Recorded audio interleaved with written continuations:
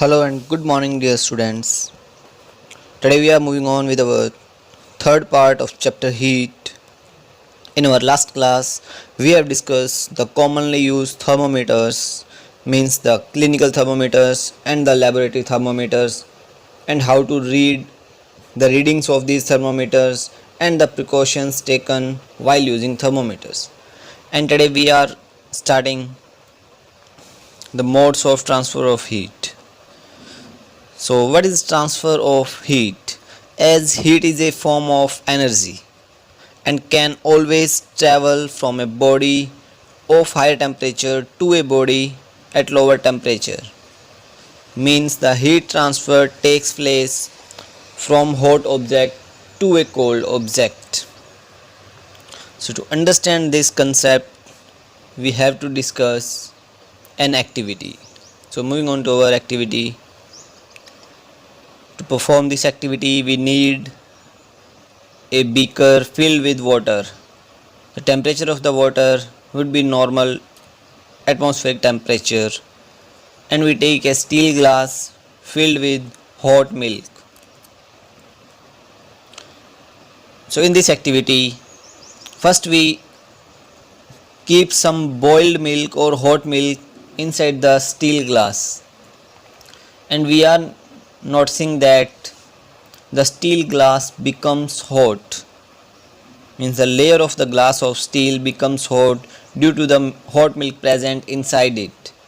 And as we keep this hot milk filled steel glass inside the beaker filled with water, and if we keep it for 2 to 3 minutes, after 2 minutes we will notice that the milk in the steel glass will cool for, and the milk present in the beaker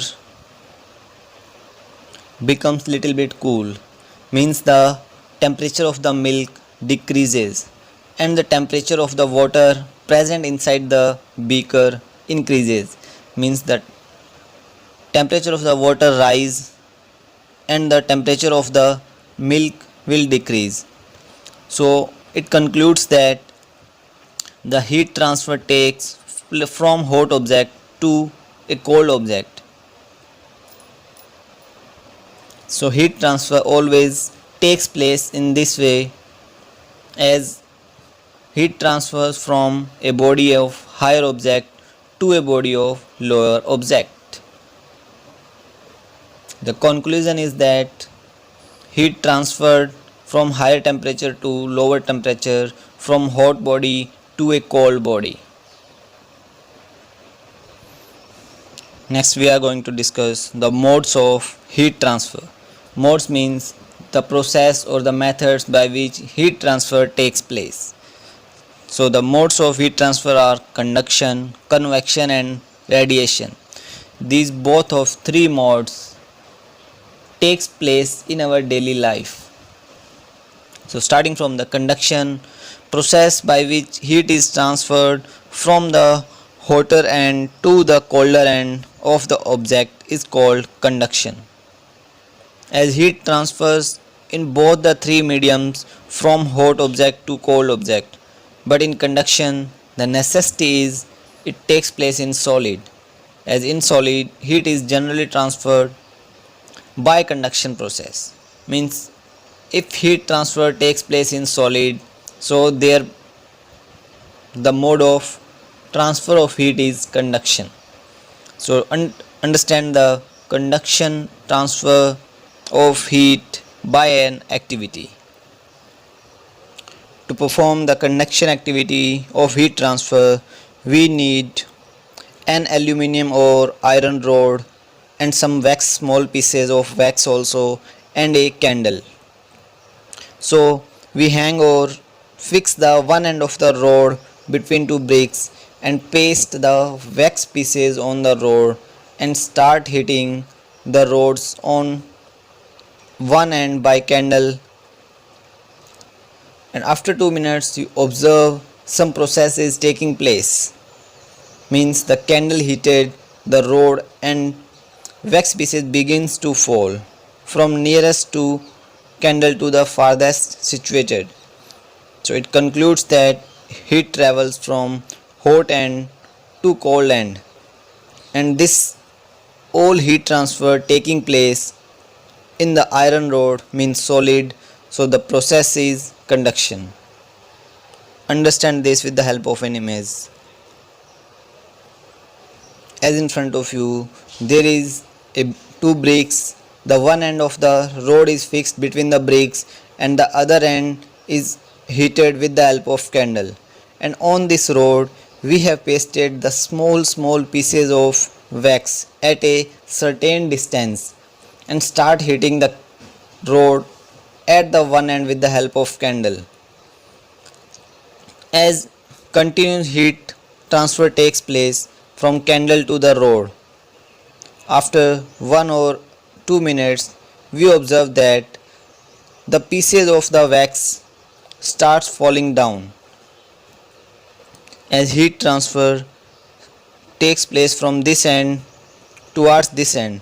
So heat travels from this path, so the wax piece which is nearest to the candle or which is nearest to the hot end falls first, and the second piece and the third, fourth and so on.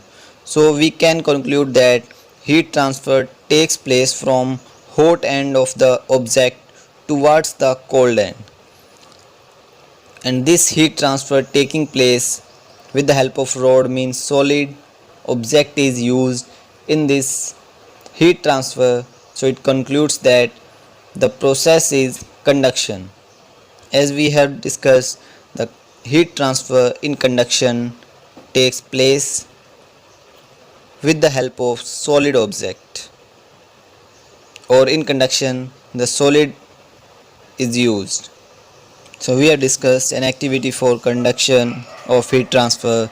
Now moving on to what are conductors and what are insulators.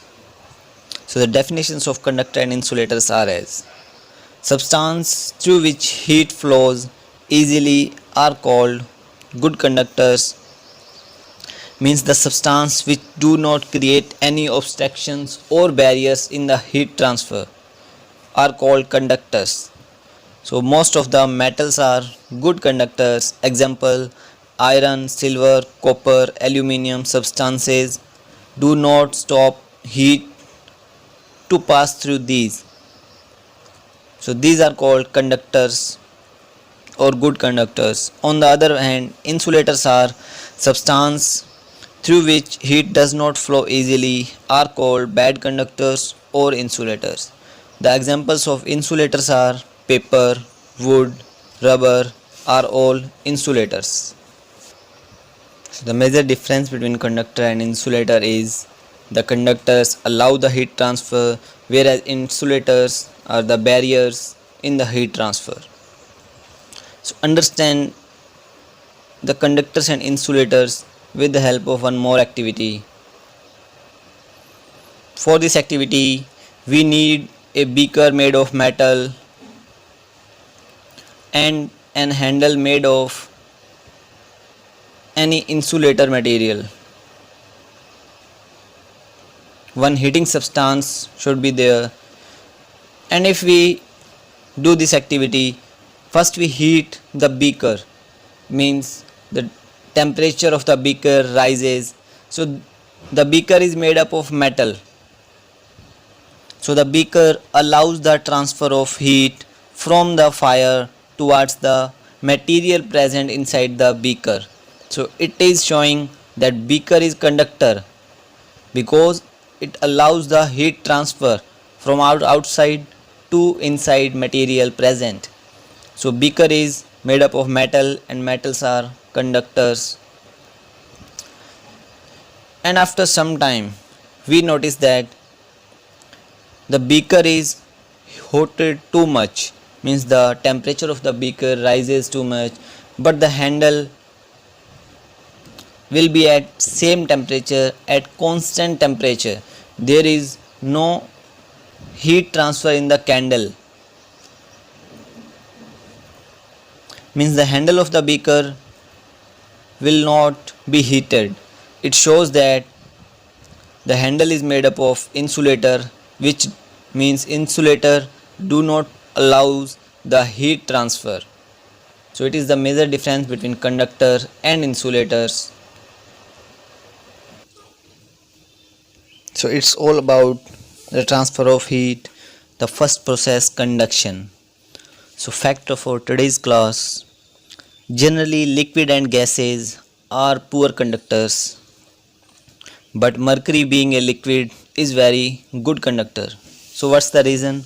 The reason is liquid and gases are poor conductors. They do not allow heat and electricity to pass through them. But mercury being a liquid, mercury is also a liquid, so it must be poor conductor, but it is wrong. Mercury is a good conductor. As you know that mercury is a metal, and we have discussed that mostly metals are good conductors of heat. So two practice questions are for you. Define what is conduction, and the second question is explain what do you mean by conductors and insulators.